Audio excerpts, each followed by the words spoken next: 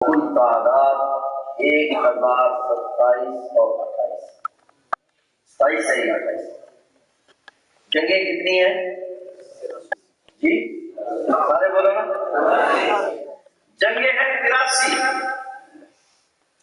اور کل افراد جو فریقین کے قتل ہوئے ہیں ان کی تعداد ہے 1027 یا 28۔ نتیجہ کیا ہے؟ دنیا کے 9 لاکھ مربع میل پر تاریخی امن، جنگ 83، افراد کل 1028، اور نتیجہ دنیا کے 9 لاکھ مربع میل پر امن۔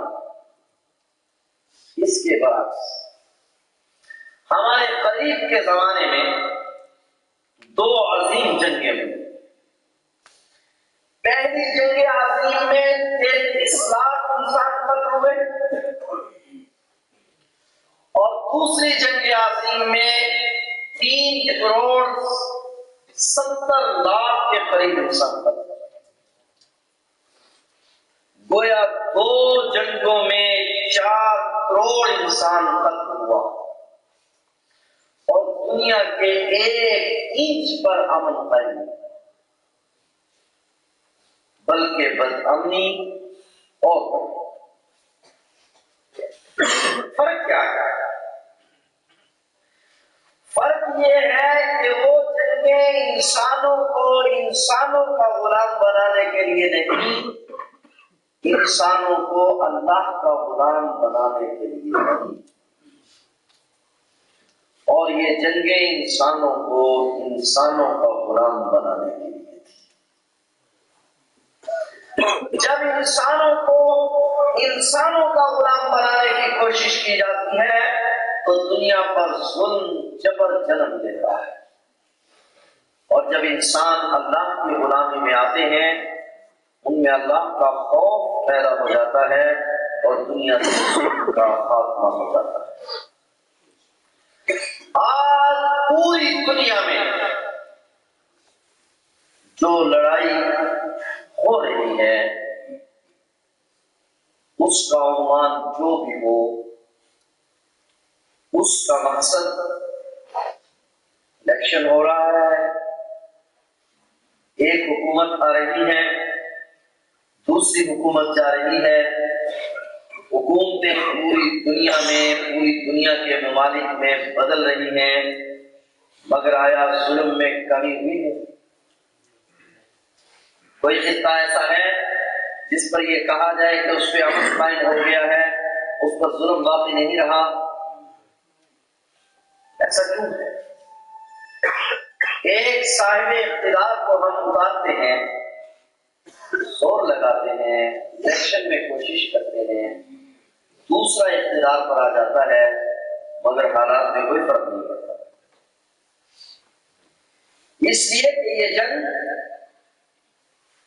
اس بات کی جنگ ہے کہ ہر وڈیرا، ہر چودھری، ہر سامراج دنیا کا یہ چاہ رہا ہے کہ یہ ظلم میری سرپرستی میں ہو، صرف سرپرستی کی لڑائی ہے، میں چاہتا ہوں یہ ظلم میری سرپرستی میں ہونا چاہیے، آپ چاہتے ہیں یہ ظلم ہماری سرپرستی میں ہونا چاہیے، صرف سرپرستی کا فرق ہے، ظلم اسی طرح باقی رہتا ہے۔ اسلام کا جو عادلانہ نظام ہے اس نظام میں یہ سلسلہ نہیں ہے، وہ ظلم کے خاتمے کے خلاف جنگ ہے، وہ ظلم کی حکومت کے خلاف، ظلم و جبر کے خلاف جنگ ہے کہ ظلم جب تک ختم نہیں ہوگا وہ جنگ جاری ہے۔ لیکن آج دنیا میں ظلم کے خلاف جنگ نہیں، آج ظلم کی سرپرستی کے خلاف جنگ ہے۔ جمعیت علماء اسلام، جمعیت علماء اسلام اسی کی ذیلی جماعت ہے۔ جمعیت علماء اسلام کا مقصد ملک میں انسانوں کی حاکمیت کی بجائے اللہ کی حاکمیت کا قیام ہے، اس لیے کہ یہ زمین اللہ کی ہے، یہ بندے اللہ کے ہیں، اللہ کی زمین پر نظام بھی اللہ کا چلنا چاہیے، اللہ کے بندوں پر نظام بھی اللہ کا چلنا چاہیے۔ اگر کوئی اور انسانوں پر اپنا نظام چلانا چاہتا ہے، اس کو چاہیے کہ انسان بھی اپنے بنائے۔ زمین پر اپنا نظام چلانا چاہتا ہے، اس کو چاہیے کہ زمین بھی اپنی بنائے۔ یہ زمین اللہ کی ہے، یہ مخلوق اللہ کی ہے، اس پر نظام بھی اللہ کی کا چلتا ہے۔ اور جب اس مخلوق پر، اس زمین پر اللہ کا نظام قائم ہوگا تو پھر دنیا سے ظلم ختم ہو جائے گا۔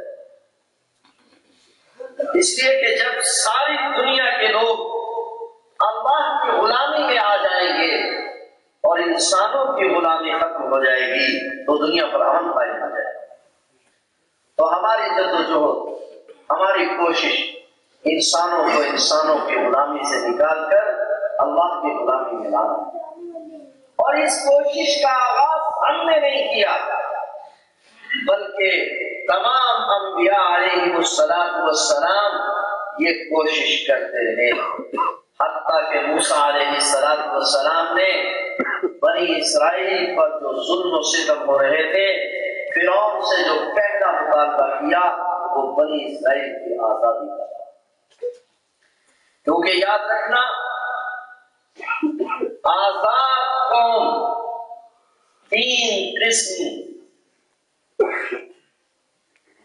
تین چیزوں پر اختیار کرتی ہے۔ آزاد قوم کا نصاب تعلیم اپنا ہوتا ہے، آزاد قوم کی اقتصادیات اپنی ہوتی ہیں، آزاد قوم کی خارجہ پالیسی اپنی ہوتی ہے۔ غلام قوم کا نصاب تعلیم اپنا نہیں ہوتا، غلام قوم کی خارجہ پالیسی اپنی نہیں ہوتی، غلام قوم کی اقتصادیات اپنی نہیں ہوتی۔ جب آپ کی اقتصادیات اپنی نہیں ہوگی، خارجہ پالیسی اپنی نہیں ہوگی، آپ کا نصاب تعلیم اپنا نہیں ہوگا تو آپ ترقی نہیں کر سکتے۔ اس لیے موسیٰ علیہ السلام جب اپنی قوم کو آزاد کرانے میں کامیاب ہو گئے تو بنی اسرائیل نے سب سے پہلا مطالبہ یہ کیا کہ حضرت ہمیں نصاب تعلیم لا کر دیجیے۔ تو اللہ تبارک و تعالیٰ نے سب سے پہلے بنی اسرائیل پر آزاد ہونے کے بعد، قرآن کریم کے بعد اور باقی کتابوں میں سب سے بڑی کتاب تورات کو نازل فرمایا، یعنی نصاب تعلیم عطا فرمایا۔ جب نصاب تعلیم اپنا ہوا تو قوم نے ترقی کی۔ آج ہم لوگ اس بات کی کوشش کر رہے ہیں، اس بات کی جدوجہد کر رہے ہیں کہ ہمیں حقیقی آزادی حاصل ہو جائے، نصاب تعلیم ہمارا اپنا ہو، اقتصادیات ہماری اپنی ہو، خارجہ پالیسی ہماری اپنی ہو۔ جس وقت تک یہ سب چیزیں حاصل نہیں ہوں گی اس وقت تک دنیا میں امن قائم نہیں ہوگا، اور ایمان والے اس کی کوشش کرتے رہیں گے حتیٰ کہ حضرت عیسیٰ علیہ السلام دنیا پر تشریف لے آئیں گے۔ اللہ تبارک و تعالیٰ نے قرآن کریم کی جو آیت کریمہ میں نے پڑھی ہے اس میں اسی کی پیشگوئی دی ہے، وَالَّذِي أَرْسَلَ رَسُولَهُ بِالْهُدَىٰ وَدِينِ الْحَقِّ لِيُظْهِرَهُ عَلَى الدِّينِ كُلِّهِ۔ یہ دین باقی تمام ادیان پر غالب آئے گا، اور علماء نے لکھا ہے غلبہ تین قسم کا ہوا کرتا ہے، ایک ہے دلائل کا غلبہ، ایک ہے سیاسی غلبہ، اور ایک ہے حقیقی غلبہ۔ دلائل کا غلبہ اسلام کو ہمیشہ حاصل تھا، حاصل ہے اور حاصل رہے گا، اور سیاسی غلبہ اسلام کو سیدنا عثمان غنی رضی اللہ تعالیٰ عنہ کے دور میں حاصل ہوا جب مسلمان دنیا کے اکثر حصوں پر غالب آ گئے۔ اور تیسرا غلبہ ہے حقیقی غلبہ، جب دنیا سے کفر کا نظام ختم ہو جائے گا، باطل کا نظام ختم ہو جائے گا، دنیا سے ظلم کا نظام ختم ہو جائے گا، اور وہ غلبہ اس کی کوشش اور جدوجہد ہوتی رہے گی یہاں تک کہ حضرت عیسیٰ علیہ السلام کا نزول ہو جائے گا، حضرت امام مہدی کا ظہور ہو جائے گا، تو اللہ تبارک و تعالی ان کے ہاتھ پر دین اسلام کو حقیقی غلبہ عطا فرمائیں گے اور یہ دین دنیا کے تمام ادیان پر غالب آ جائے گا۔ اس وقت تک تمام دنیا کے مسلمان اپنی جد و جہد کو جاری رکھیں گے۔ تو میں طلباء کرام سے JDI کے اس پروگرام میں آپ سے اس بات کی توقع رکھوں گا کہ آپ علماء حق کے اس قافلے کے ساتھ جس کی قیادت ہمیشہ اکابرین نے کی ہے، آپ اس قافلے کے ساتھ وابستہ رہیں گے؟ کیا خیال ہے آپ کا؟ غلبہ اسلام کی اس جد و جہد میں آپ شریک رہیں گے؟ بس اس موقع پر ایک ہی گزارش کروں گا کہ اپنے اکابرین کی سرپرستی میں، اپنے بڑوں کی سرپرستی میں خود سر ہو کر نہیں، میری بات ذرا دھیان سے سنیے گا، جماعت کے ذمہ دار حضرات تشریف فرمائیں، خود سر ہو کر نہیں، فیصلے خود نہیں کرنے۔ جمعیت علماء اسلام اور دوسری جماعتوں میں فرق بھی سمجھ لیجیے۔ جمعیت علماء اسلام کا طریقہ کار یہ نہیں ہے کہ قائدین کو کارکن چلائیں، عمرا کو قربا چلائیں، نہیں، جمعیت علماء اسلام کے اکابرین نے ہمیں جو سبق دیا ہے، ہم ہمیشہ قائدین کے پیچھے چلے ہیں، قائدین کو اپنے پیچھے نہیں چلائے، ہم خود سر ہو کر نہیں چلے، ہم نے اپنے اکابرین، اپنے بزرگوں کے پیچھے چلنا ہے، بزرگوں کو اپنے پیچھے نہیں چلانا۔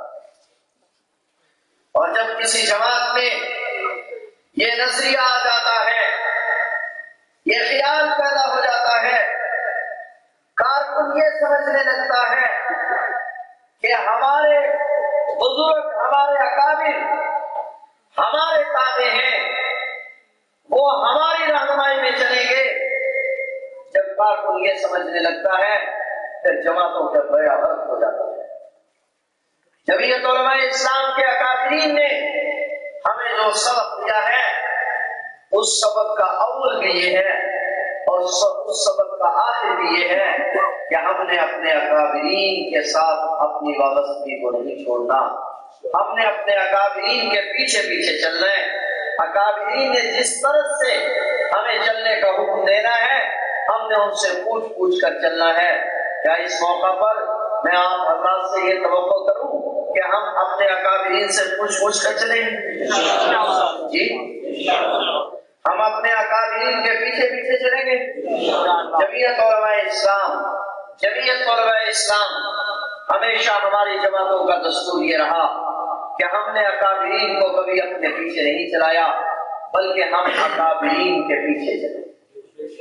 رائے کا اختلاف بہت سے ہوا کرتا ہے، ہوتا رہتا ہے، مگر ہمارا طرز ہمیشہ یہی رہا کہ جماعت نے جو فیصلہ کر دیا، اکابرین نے جو فیصلہ کر دیا، ہم اس فیصلے پر چلے۔ اکابرین کا فیصلہ یہی ہے کہ ہم نے اس فکری جد و جہد کو جاری رکھنا ہے، میری بات کو سمجھ لیجیے، ہم نے نظریے کی جد و جہد کو جاری رکھنا ہے، ہم نے افراد سازی کو جاری رکھنا ہے، ہم نے لوگوں کی ذہنی تربیت کو جاری رکھنا ہے۔ گولی کی جنگ نہیں کرنی، گولی کی لڑائی نہیں کرنی، یہ ملک ہمارا ہے، اس ملک کی ایک ایک اینٹ، اس ملک کا ایک ایک انچ ہم میں اپنی عزت، اپنی جان اور مال سے زیادہ عزیز ہے، لہذا ہم نے اپنے اکابرین کے نقش قدم پر چلتے ہوئے اپنے اداروں میں، اپنی یونیورسٹیوں میں، اپنی دکانوں پر فکر کی جنگ جاری رکھنی ہے کہ لوگوں کے ذہنوں، لوگوں کی ذہنی تربیت کی جائے۔ اور یہ میں ویسے بات نہیں کر رہا، بلکہ 1,24,000 انبیاء علیہ السلام کی تعلیمات کو دیکھ لیجئے کہ پہلے افراد پر محنت کی گئی ہے، ذہن سازی کی گئی ہے، لہذا ہم نے امت کے نوجوانوں کی ذہن سازی کرنی ہے اور انہیں اس بات پر لانا ہے کہ یہ ملک ہمارا ہے، اسلام اس ملک کا مملکتی مذہب ہے، اور اسلام اس ملک کا مقدر ہے، اس کے لیے ہم نے آئینی جدوجہد جاری رکھنی ہے اور اپنے اکابرین کی سرپرستی میں جاری رکھنی ہے۔ میں آپ سے کیا توقع رکھوں کہ ہم اپنے آزادی کا یہ سفر اپنے اکابرین کی سرپرستی میں جاری رکھیں۔ اللہ تبارک و تعالی ہم سب کو عمل کی توفیق نصیب فرمائے۔ وآخر دعواہم الحمدللہ۔ یہ تھے ہمارے